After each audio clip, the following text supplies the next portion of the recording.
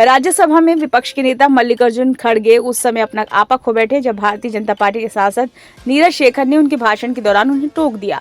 इस पर कांग्रेस अध्यक्ष ने नाराजगी जाहिर की। उन्होंने नीरज को याद दिलाया कि वे उनके पिता के समकालीन हैं और उन्होंने उन्हें बचपन में देखा है। बता दें कि जिस समय खड़गे महंगाई दर समेत केंद्र सरकार की कई नीतियों की आलोचना कर रहे थे, उसी समय पूर्व प्रधानमंत्री और पूर्व कांग्रेस नेता चंद्रशेखर के बेटे नीरज शेखर ने उन्हें बीच में टोक दिया। इस पर नाराजगी जताते हुए खड़गे ने कहा कि तेरा बाप भी इधर मेरे पास था, तू क्या बात करता है, चुप बैठ।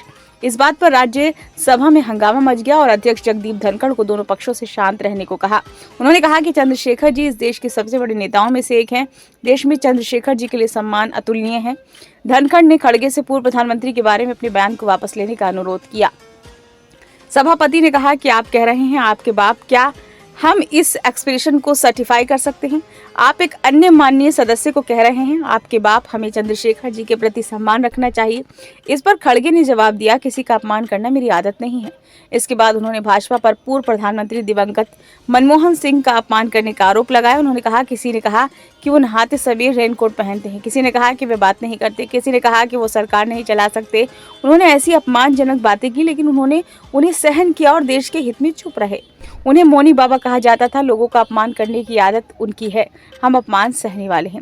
गौरतलब है कि समाजवादी पार्टी के पूर्व सांसद नीरज शेखर 2019 में भाजपा में शामिल हुए थे। उनके पिता चंद्रशेखर देश के इतिहास में सबसे बड़े समाजवादी नेताओं में से एक माने जाते हैं और अक्टूबर 1990 से 1991 तक 6 महीने तक प्रधानमंत्री रहे।